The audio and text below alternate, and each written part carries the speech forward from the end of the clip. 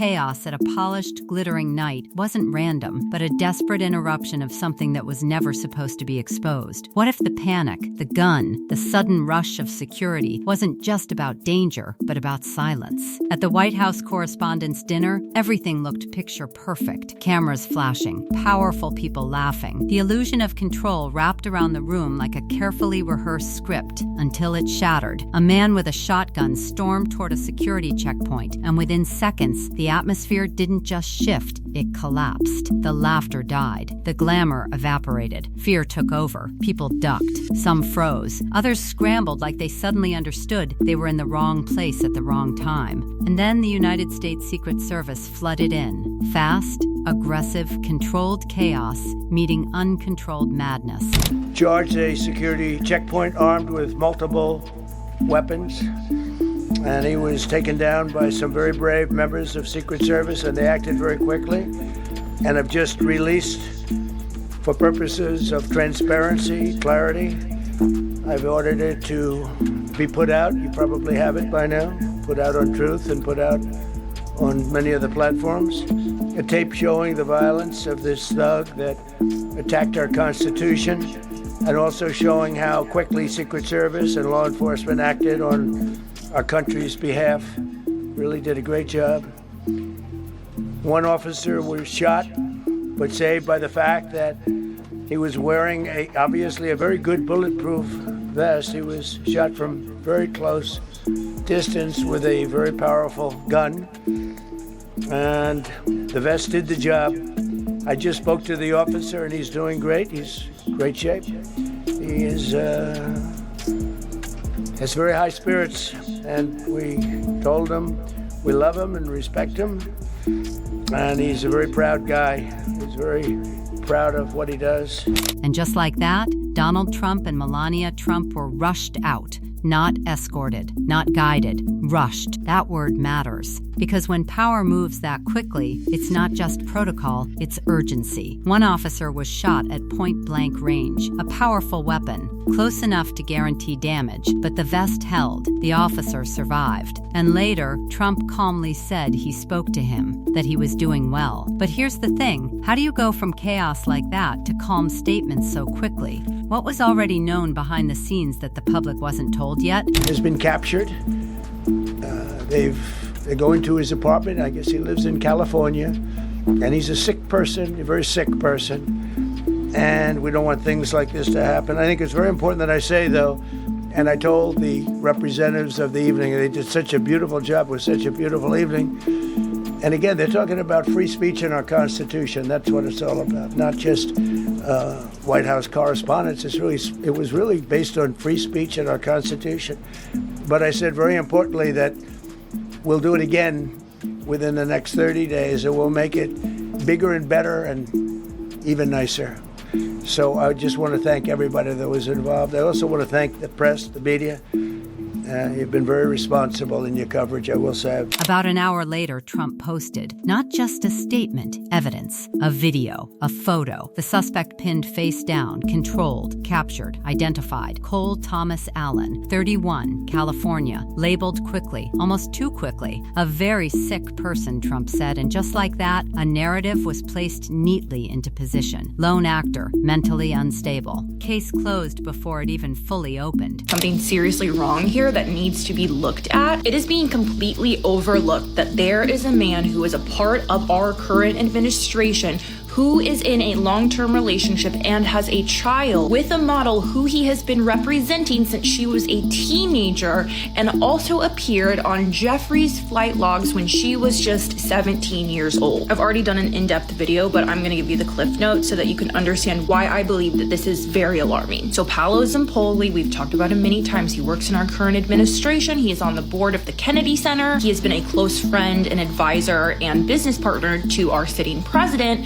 since since the 90s. He was the modeling agent who brought Melania to the United States to meet Donald Trump originally, and they would go on to be married. Right around the same time, in the mid to late 90s, both Paolo and Donald Trump would open their own modeling agencies. Both of their modeling agencies would go on to face claims and accusations of R-word, SA, theft of wages, overcrowded apartments where the models would be housed, exploitation, and visa fraud. Paolo is a United Nations diplomat. From 2013 to 2014, he collaborated with Ghislaine and Jeffries' fake oceanic nonprofit environmental organization, Terramar, which allowed Jeffrey and Ghislaine to make further connections and gain credibility through working with the United Nations. Through his modeling agency, ID Models, he would go on to represent a Brazilian teenager named Amanda Unaro, and that is the teenager who would appear on Jeffrey's flight logs back in 2002 when she was just 17 years old. Just a few years after Amanda appeared on Jeffrey's flight logs, Paolo would go on to date her, and they would have a child together,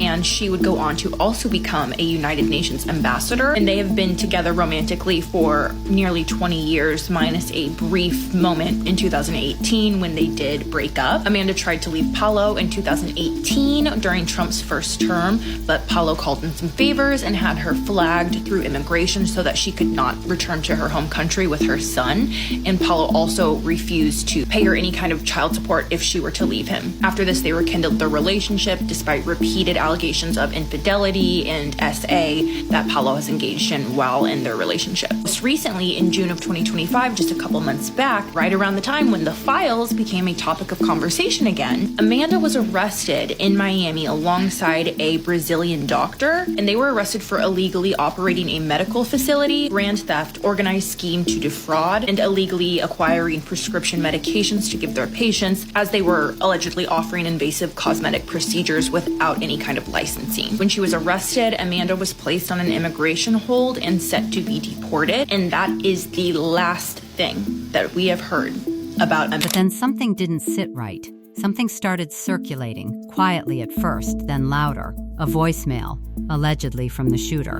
And suddenly, the story cracked open again. Because this time, the target didn't seem to be Trump. It pointed somewhere else, somewhere more uncomfortable. Melania. Why her? Why now? And that's where things start to feel intentional. Because just before all this, Melania had stepped forward publicly. A press conference, clearing her name, addressing alleged connections to Jeffrey Epstein. But here's the strange part. There wasn't a major report forcing her to do it. No breaking scandal. No immediate accusation. So why speak? Why step into the spotlight unless something was about to hit anyway? Unless she knew something was coming? And then enters a name that shifts everything. Amanda Unaro. Not just a random voice, a former best friend.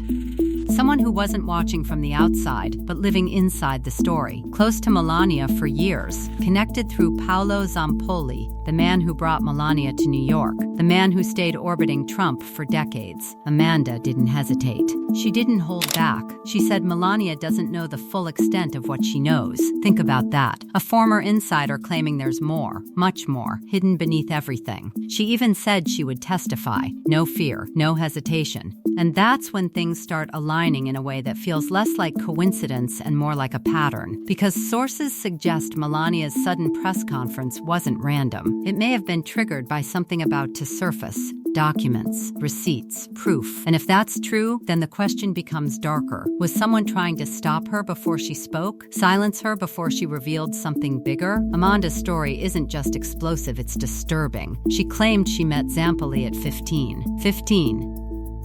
And what followed wasn't just a relationship. It was control, harassment, alleged violence. Years of it. She described passports taken, freedom restricted, and then she dropped something even heavier. Connections to Epstein, recruitment, networks, systems that don't operate randomly but with precision. Bondi actually awarded the lead detective who led Amanda's arrest, raid of her home and her workplace, and transfer to ICE custody, Detective Kenneth Sealy with an Attorney General Award for his work as a detective back in 2019. More on that detective in a moment. Another name that Amanda gave me was Florida State Prosecutor Stacey Cleveland. This is the prosecutor who initially brought charges against Amanda and her now husband. As a Florida prosecutor, Stacey Cleveland would have rapport with the Attorney General's office. Pam Bondi was Attorney General from 2011 to 2019. Stacey Cleveland often gives teaching seminars to Florida police officers, specifically in the Miami-Dade County, which is where the Aventura Police Department is located, and the Aventura Police Department is the police department who handled the arrest of Amanda. And just as a side note, Pam Bondi has also been featured in the Aventura Police Department's newsletters. And just to understand the weakness of the case that Stacey Cleveland's office has against Amanda Unaro, the only piece of evidence of Amanda's crimes that they have shared with Amanda's legal team is a singular photograph of Amanda touching an FDA-approved laser machine. Not using the laser on a patient, her hand was placed on the machine. Amanda did nothing illegal whatsoever, which is probably why she was deported instead of given due process and a trial. I can only speak for myself when I say I most certainly would not want to be on the prosecuting end of this case when I know what kind of evidence that the defense is holding. The next figure who Amanda named, who we just talked about briefly, is Detective Kenneth Sealy of the City of Aventura Police Department, badge number 289. Like I just said before, Kenneth Sealy is the lead detective who handled the arrest and the raiding of Amanda and her partner's home. And she didn't whisper these claims. She shouted them. Public warnings, legal threats, a declaration that she had nothing left to lose, that she was ready to expose everything, even if it meant going after powerful people, even if it meant putting herself directly in danger. She even suggested Melania and Trump should be worried about what she knows, worried about what could come out. And then it escalates again. Amanda claims she's being treated like a fugitive, an arrest warrant, a prosecutor, Stacey Cleveland, allegations of bias, claims of connections, a system that, according to her, isn't neutral, but compromised. To make any sense how the United States is actively deporting a United Nations diplomat,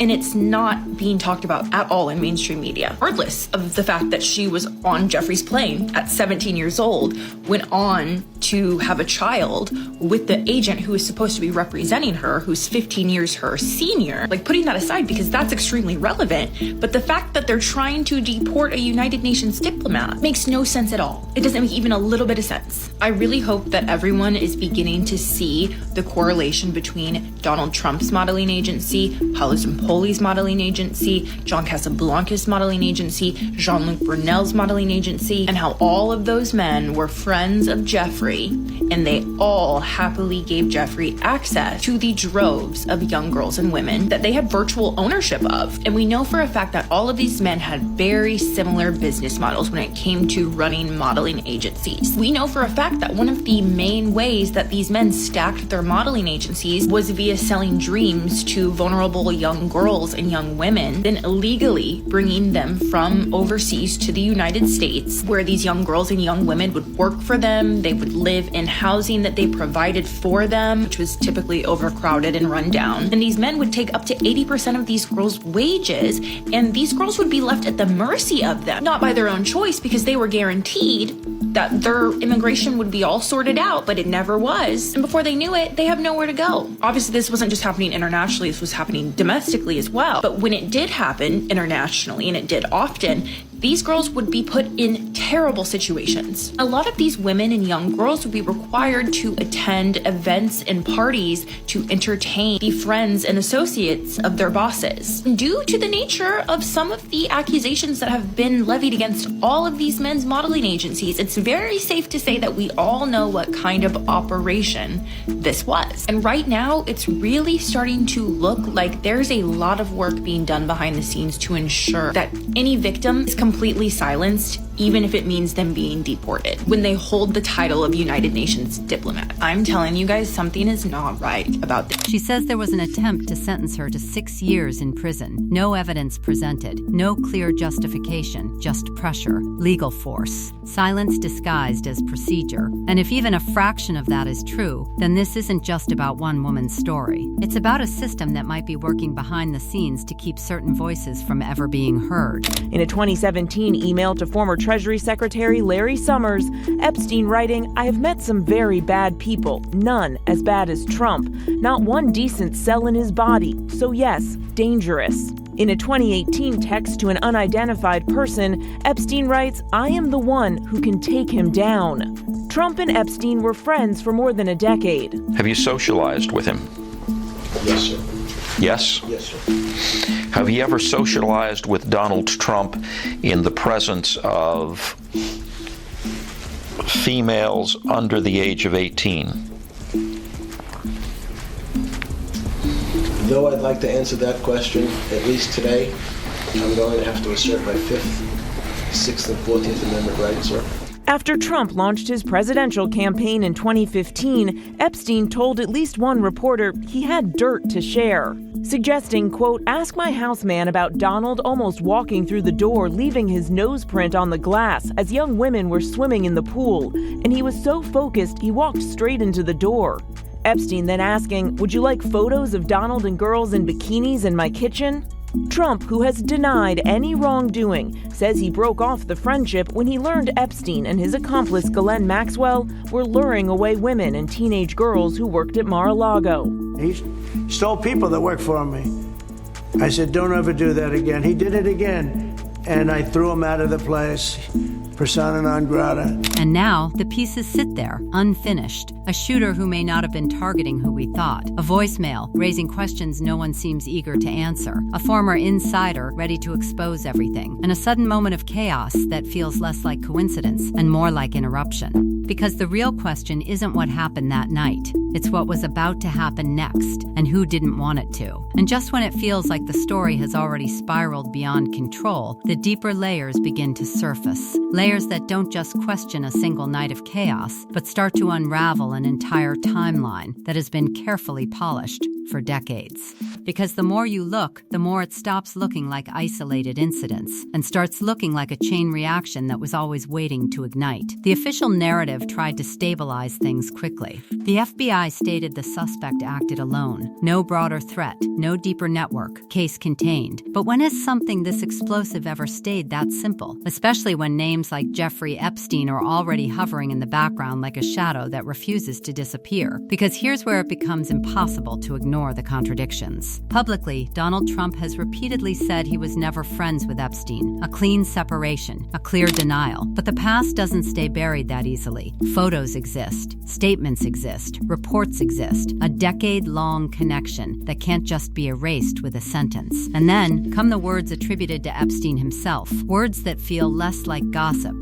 and more like warnings. Descriptions of Trump that weren't just critical, but vicious. Claims that he had met some very bad people, none as bad as Trump. And even more chilling suggestions that he had information that could bring everything down. Dirt. Evidence. Secrets waiting for the right moment. Think about that. If someone like Epstein believed he had leverage strong enough to take him down, what exactly was being held back? But the tension doesn't stop there, because this isn't just about Trump anymore. It circles back to Melania Trump and the uncomfortable questions surrounding her early years in the United States. The story she has told publicly sounds clean, structured, law-abiding. A model arriving in 1996, following visa rules, building a career step by step. But then the timeline shifts. Reports suggest she may have been in New York earlier, 1995. A single year difference. Sounds small. But in this context, that 1 year could change everything, because that year includes photos, provocative shoots, magazine spreads, work that raises a simple but dangerous question. Was it legal? If she was on a tourist visa, working, even unpaid, could cross into violation territory.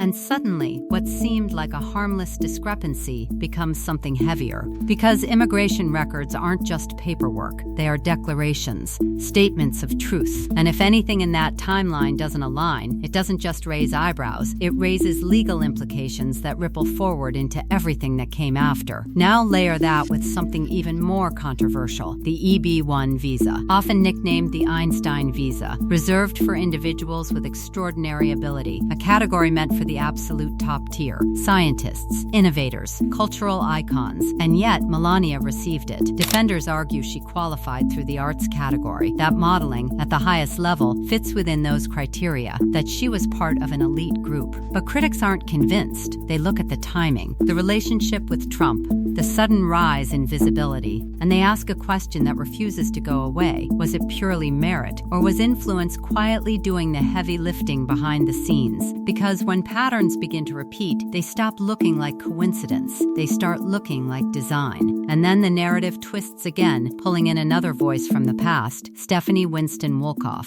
another insider, another perspective that doesn't align with the polished image. She described the relationship between Trump and Melania not as a love story, but as something far more calculated, transactional, strategic, a partnership where both sides benefited in ways that extended far beyond emotion. Trump gained an image, a presence, a partner who elevated perception, and Melania, she gained access, status, a trajectory that led all the way to the White House. And suddenly, the emotional distance that people have noticed over the years starts to feel less mysterious. The moments where she pulls her hand away, the expressions that don't quite match the setting, the silence that feels louder than words. Were those cracks in a relationship, or simply glimpses of something that was never built on traditional foundations to begin with? Because when you look at it through that lens, everything starts to shift. The marriage isn't a fairy tale. It's a structure, a system, one that functions with precision. And if that's true, then every public moment, every gesture, every appearance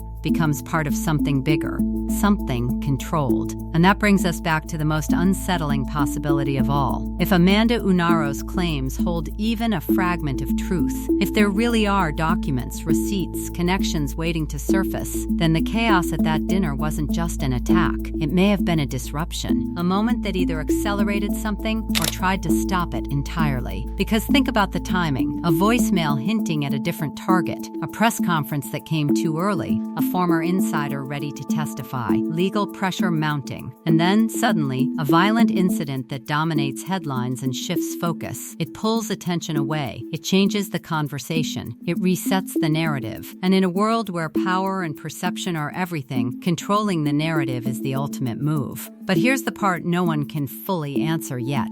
If this was about silence, who was being silenced? And if this was about exposure, what exactly was about to come out? Because the story hasn't closed. It hasn't even settled. It's still moving, quietly, underneath everything, waiting for the next piece to surface. And when it does, it might not just change what we think we know about one night. It might change everything we thought we understood about the people at the center of it.